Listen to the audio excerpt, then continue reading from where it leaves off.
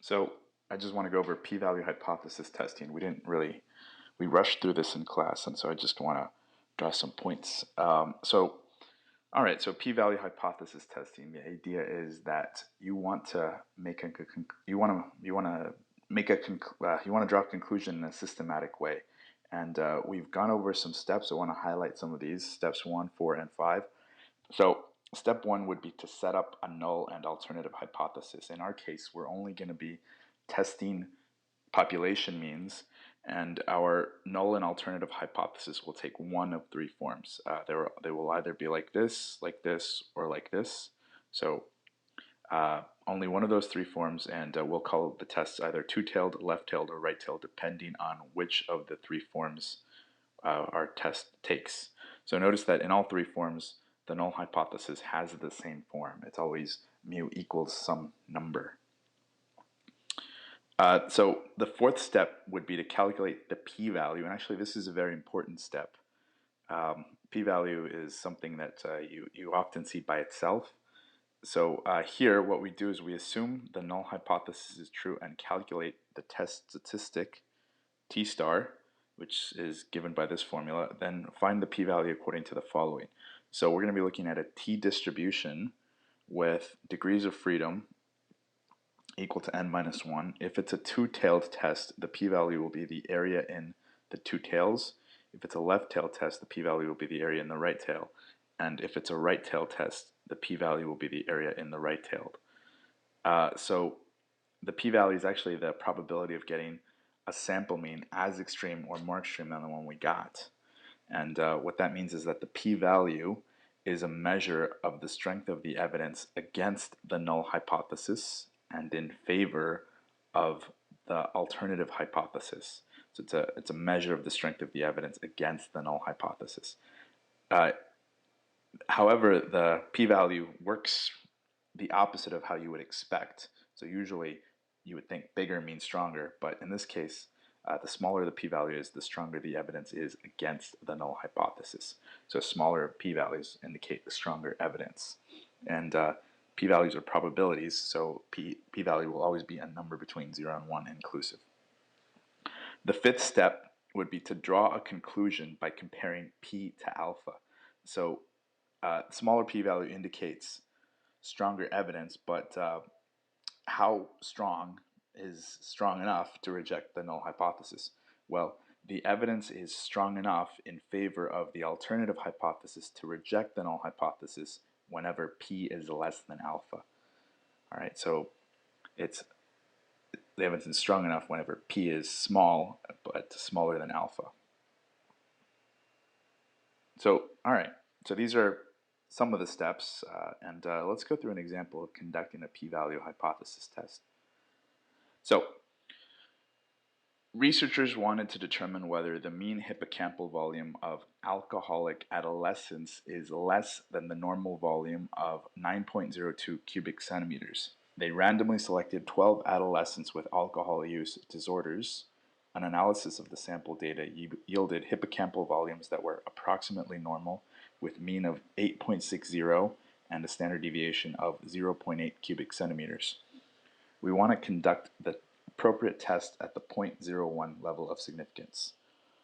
All right, so first here, we want to do several things. I like to identify the sample, the population, and just try to figure out what it is that we're talking about. So this is all part of the null hypothesis and alternative hypothesis. All right, so the null hypothesis, okay, how do we figure that out? Well, if you look at the first sentence, they want to determine whether the mean hippocampal volume of alcoholic adolescents is less than the normal volume of 9.02. So that sentence will help us set up the null and alternative. Actually, it's a little bit easier to set up the alternative first. So because here we have the word less than, then we're going to say that mu is less than 9.02. And the null hypothesis will be that mu is equal to 9.02. All right, now in this case, our population is going to be, well, alcoholic adolescence.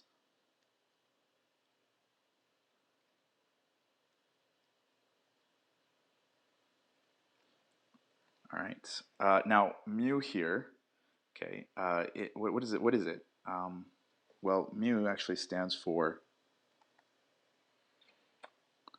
their mean hippocampal volume. Hippocampus is a part of the brain.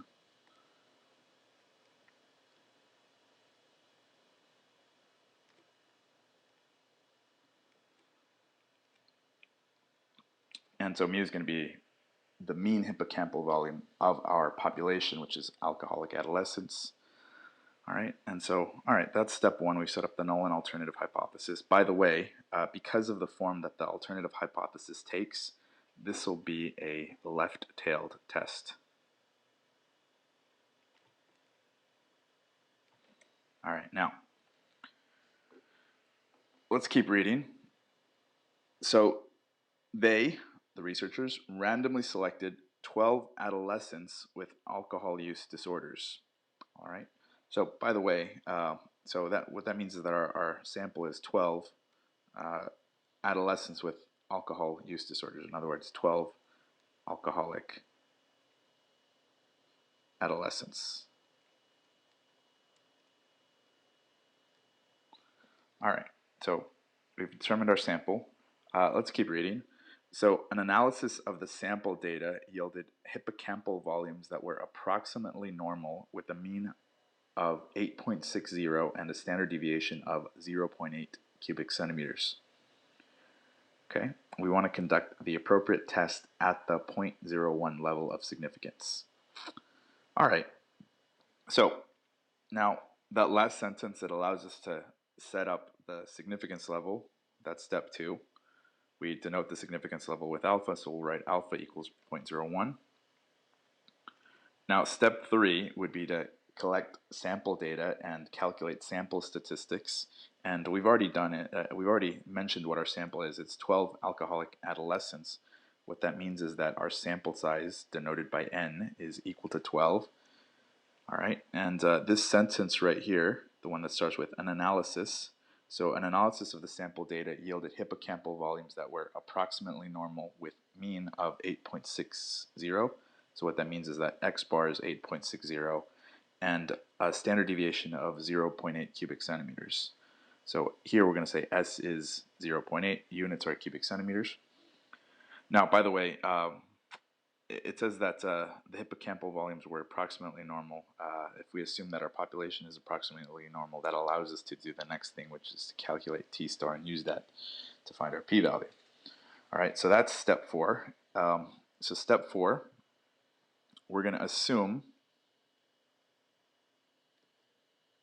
that the null hypothesis is true. All right, in other words, we're going to assume here that mu is 9.02. Now, the whole purpose of this test is presumably because we actually believe that the null hypothesis is false. In other words, we believe the alternative hypothesis is true. We probably believe that the brain region volumes of these kids is less than normal, less than 9.02. So actually we're going to assume the null hypothesis is true, even though we probably believe that it's false. That's the whole point of this test. All right, so we assume it's true, and we calculate t star. So t star, again, we calculate it using this formula here. And all right, we plug everything in. X bar is 8.60. For just this step, we're assuming that mu is 9.02, S is 0.8, and n is 12. So divide by the square root of 12. We plug this into our calculator, and what we're going to get is negative 1.82. All right, that's our test statistic.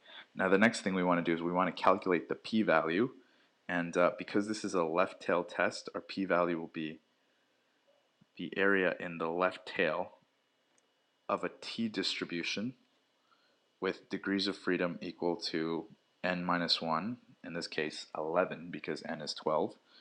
All right, and we'll put t star right here, which is negative 1.82, and our p-value will be whatever this area is. Okay, so how do we find this p-value? There's several things you can do. You can use your calculator's TCDF function, or you can use a table that is on Dropbox that I provided for you. This one right here, titled p-values for t distributions. If you read, it says that it gives p-values related to the right tail for the t distribution with df degrees of freedom. And all right, so we do want a p-value. However, we want the p-value for the left tail. That's not a problem because t distribution is symmetric about the mean. And so what we can do is we can, figure out that the area on the right is this, and that'll be the same as the area on the left. All right, so what we're going to do is we're going to look up degrees of freedom. In our case, we said df was 11. Small problem. We don't have 11 here. All right, so instead we'll look at both of these.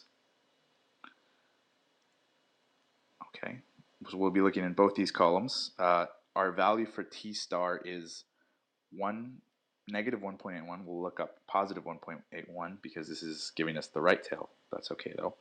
And so we see our p-value is going to be between 0.051 and 0.049. All right, what that means is that it's probably close to 0.05. So let's use that as our p-value. So our p-value for the left tail will be 0.05. So we go back to our t distribution and we'll label this with 0.05. All right, so that's the area in the left tail. We found it by looking at the area in the right tail. That's okay. All right, so this is step 5. We want to draw a conclusion. And all right, so if we go here, we draw a conclusion by comparing p to alpha. Specifically, we're interested in whether or not p is less than alpha. All right, so we're interested in whether or not p is less than alpha. So in our case, p is 0.05, and we've said that alpha is 0.01. And it turns out that p is not less than alpha because 0.05, which is p, is not less than 0.01, which is alpha. Now I like to indicate that by crossing out the less than symbol, right, to indicate not. So p is not less than alpha. All right, now if p was less than alpha, our conclusion would be to reject the null hypothesis. But in this case, what we're going to do is we are going to fail to reject the null hypothesis, right? Because p is not less than alpha. What does that mean? Well, what that means is that the evidence is not strong enough in favor of the null hypothesis, is not strong enough in favor of the alternative hypothesis to reject the null hypothesis. All right, so the last thing we want to do is we want to write a conclusion, and we really need to write a conclusion. And so we'll put it this way. At the 0.01 level of significance,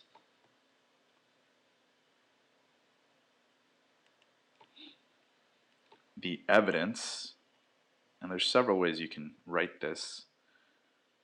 I like to write it this way. So how about this? The evidence does not strongly, it's supposed to be strongly, enough suggest, and then we mention what we're trying to prove, we're trying to show. So it does not strongly enough suggest that the mean hippocampal